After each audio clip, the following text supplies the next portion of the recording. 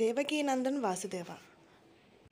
ఈ మూవీ చూసినప్పుడు నాకు మన పురాణాల్లో కృష్ణుడి స్టోరీని కొద్దిగా కొత్తగా రిప్రజెంట్ చేస్తే ఎలా ఉంటుందో నాకు అలా అనిపించింది.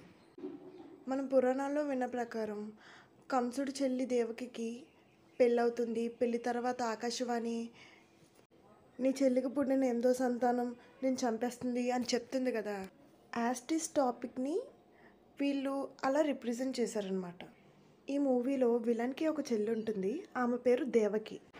విలన్ కాశీ వెళ్ళినప్పుడు అక్కడ ఒక అఘోర నీ చెల్లికి పుట్టిన 3వ సంతానం నిన్ను చంపుతుంది అని చెప్తాడు. విలన్ ఏమో తన చెల్లికి 3వ సంతానం పుట్టకుండా చేస్తే ఎలాగో తనకు చావు రాదు కదా అని చెప్పి వాళ్ళ చెల్లి హస్బెండ్ని చంపేస్తాడు.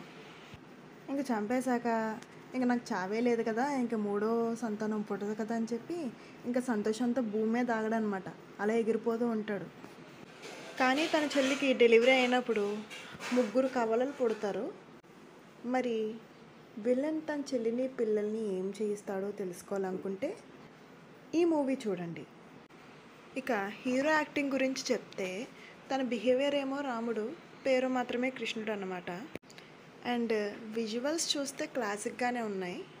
ఫైట్స్ గురించి చెప్పాలంటే కొన్ని సినిమాల్లో చూపించినట్టు సంబంధం లేనట్టే ఉన్నాయి. ఈ మూవీ ఏజ్ రిస్ట్రిక్టెడ్ అండ్ ఫ్యామిలీతో చూడకూడదని ఏం కాదు. ఫ్యామిలీ అంతా చూసేలాగే ఈ మూవీ తీశారు. బాగుంది మూవీ అయితే.